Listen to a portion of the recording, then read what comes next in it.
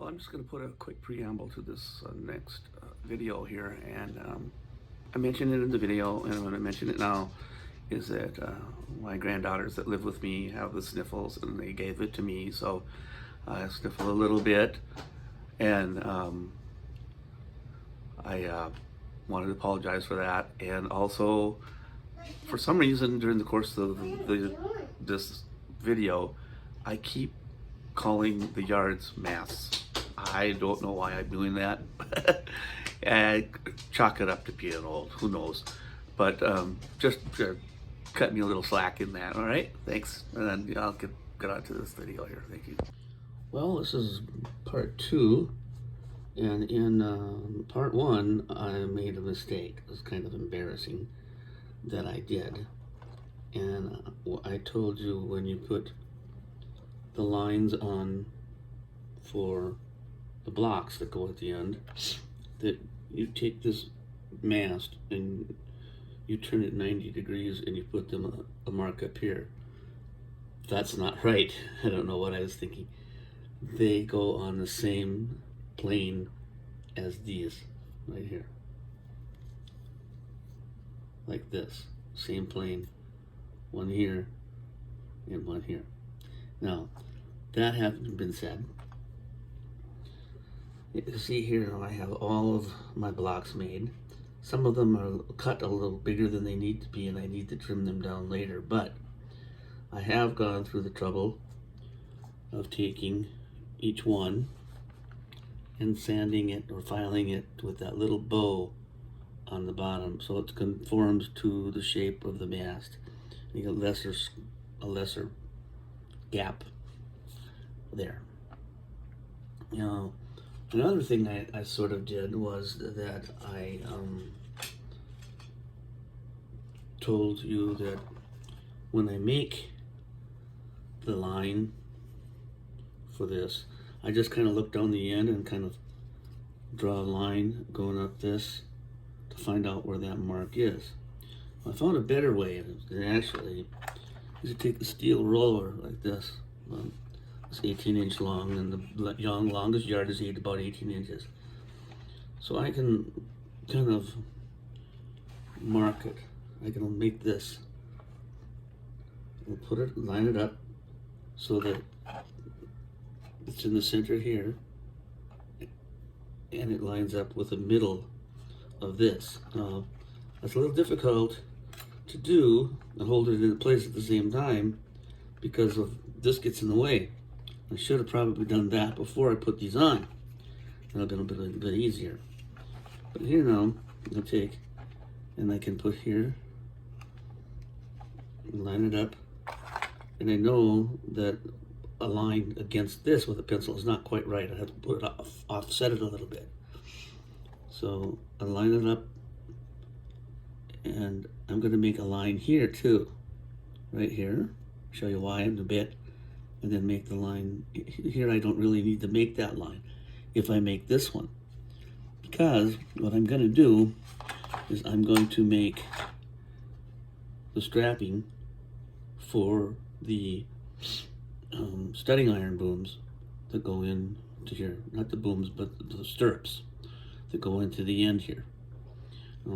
I got 2 different sizes of styrene plastic for that. I have this one. This is 0.02 or a half a millimeter by 0.60 or 0.5 millimeter.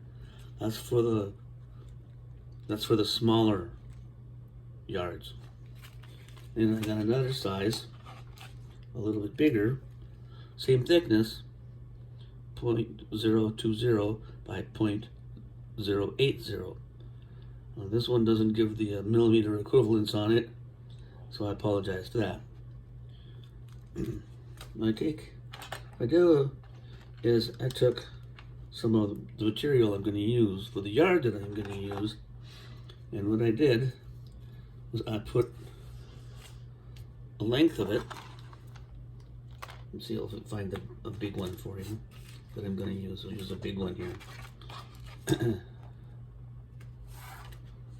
And I pinched it here, put it right there to that line where it ends, and I just bend it around the end and go to where it's going to be here, and I give it a little extra so I have some play, and then I snip that off. Now I made a number of them already, so I don't want to cut this one because I don't need it. But you can see I made several for the big ones, and I made at least one small one. So you can see where I bent it around the end. This particular yard here, this is a mizzen yard. It's a mizzen top yard. The mizzen mast yards do not have studding sails on them. So they don't have the iron on the end, so they won't have the strapping on the end. They will have the blocks on the end, however. Now I don't think I believe I showed in the first one basically how I glue these little sling cleats on the front.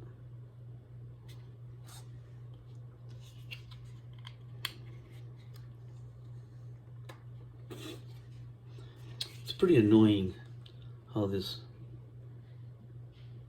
gets all plugged up on the end. I'll put just a little bit and take my this and this and put it on the line like this. Now it's not just good enough just to do that. You need to look down the boom or the yard, right? Because just putting it on there might put this on either angled towards this side or this side. So where the way it looks straight here, you do look down here and make sure that it's vertical to the mat, to the yard. And when you put this one on over here and you line it up, you want to make sure that it's vertical to this cleat right here, so they're straight. It just looks funny if they're crooked. Now, since I have shown you all the stuff that I've done as prep to get ready to do this, I have a few more things to do before I can start showing you how to put the the stirrup iron supports on right here. All right, so I'll come back with that in just a bit. Well, my granddaughter is being a little bit noisy in the background, playing with her sister. So I hope you can put up with that while I do this. On this one, I'm going to show basically kind of putting these on, right? Because I've kind of come up with a little trick that seems to help. The biggest problem is lining them up. So when you put it here, and wrap it around the end and put it here, they're not only straight here, but when you look at the end, like down here, when you look at the end, they're directly above and below each other. So that's kind of hard to do. At least I have found it to be so. So what I kind of try to do is this. Now I take, here, let me put my glasses on, and that'll help me a little bit better. I'll take a small drop of super glue, just a small drop, and put it here. Just a little tiny one, right? And take the strap that I built or I cut earlier and pin it down. This is where the accelerant comes in handy. That holds that better than just the super glue alone, or at least that seems to me. Now you can kind of bend this around. Okay. Go around to the other side.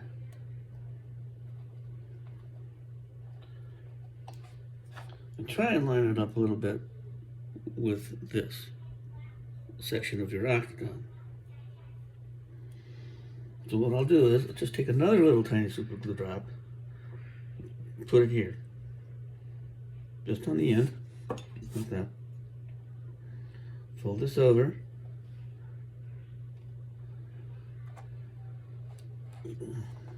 Put it down.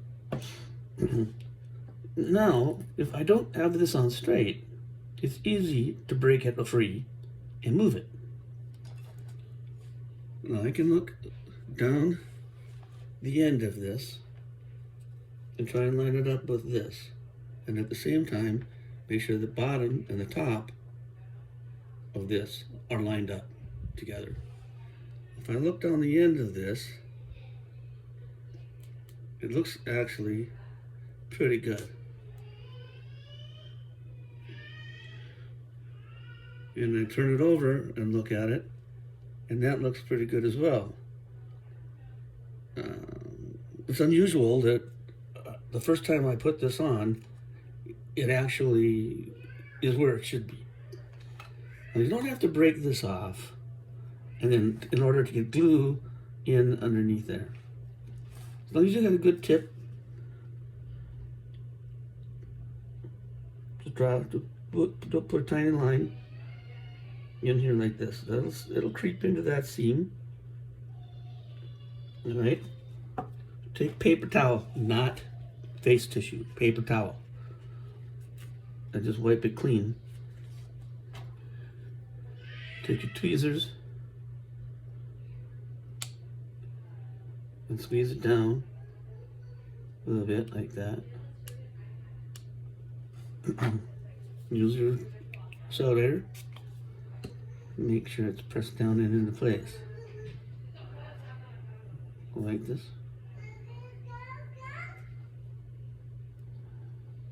This is a small little gap right there that I'm not happy with.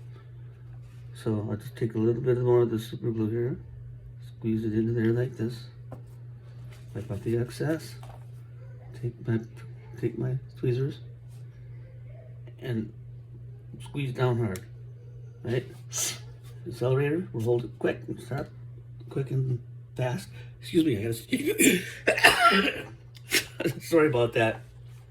My granddaughters have had the sniffles the last few days. And of course I caught it. So now I have the sniffles and a little sneezing going on. So now that's better. And I'll go over around and I'll do the same thing on the other side.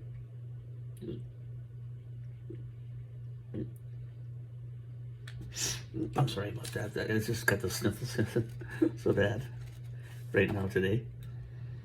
And try and get this squeezed into place.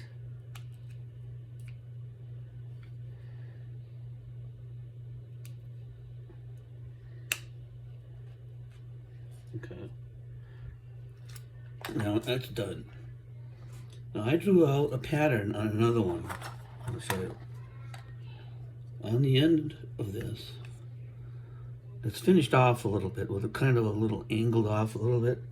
So I took a pencil and made the drawing, made the little angle. Now you just take tip of your blade and put it on your lines. And that kind of gives it a little finish, if you will, here. Okay, it's like that, all right.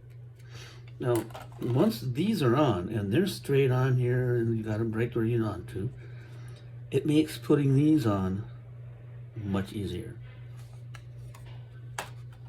You know, just literally take your little piece that you have, and you can see where I extrapolated the drawing before, and I was off quite a bit, right? So now I know that if I wanted to take the, I don't know, I could take this, I suppose, and line it up here like this. It's kind of awkward to hold that on with one hand and draw a line at the other, but so I'm not going to do that. But I know, because I got the point cut, all right, that I can draw a line from that point down through here and turn it around and do it the other way and draw that line There. Well, I can take one of these little ones. I've cut them to various thicknesses. They're not all the same. Because some of these are smaller on the ends than these. So this is it's wider here compared to, say, this one, right? A little bit wider. Still have that little bow or trench cut or filed in the bottom. Put a little bit of super glue there. Now it's much easier to find the exact spot that needs to do. You find about the center of your little block and put it on there like this. Hold it in place a little while. Kind of look at it. Take a look at the end. Take a look at the end and make sure that it's not leaning one way this way or the other way. Make sure it's tight to the mast, because you want to clean up as much of that gap as you can. I mean, it's not going to be perfect, but it's going to be better than it would have been otherwise if you hadn't put that little roundedness into it. We're going to find another one that's about the same width, like this now. I'm sorry about the sniffles. I can't quit the video every 5 seconds. Blow my nose. Sorry if that's a little gross you out a little bit there. Now I can take and do the same thing to the other side.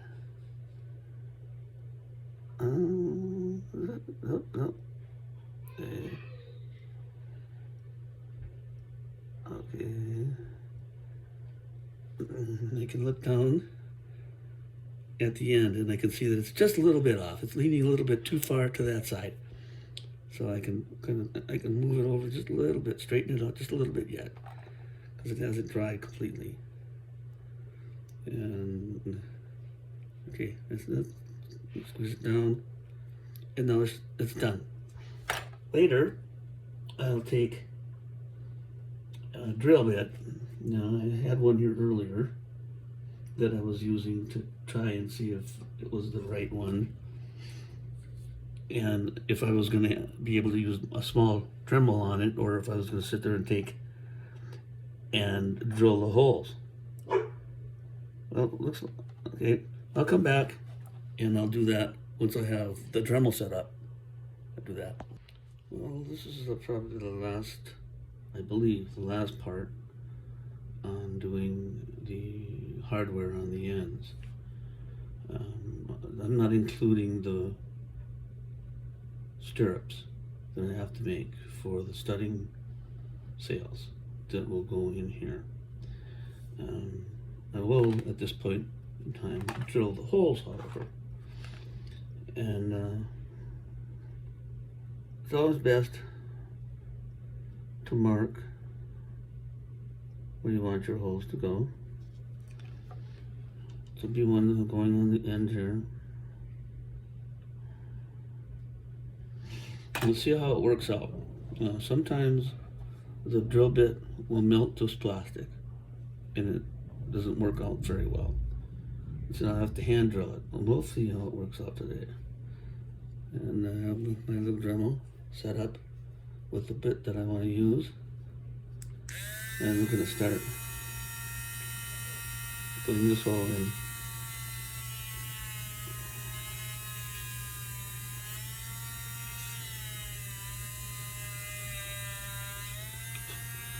Now I'll do this hole. I'm just going to do one side.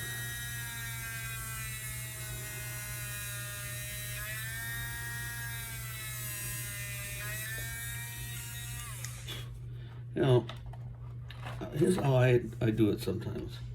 I actually have 3 different ways of doing it.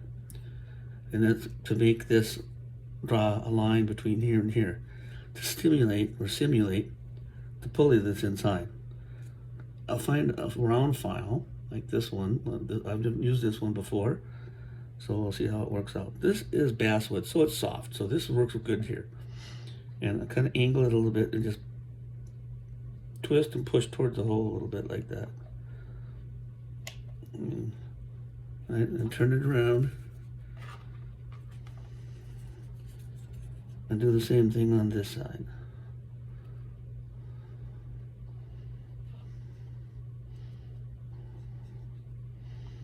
Alright, now we'll just take this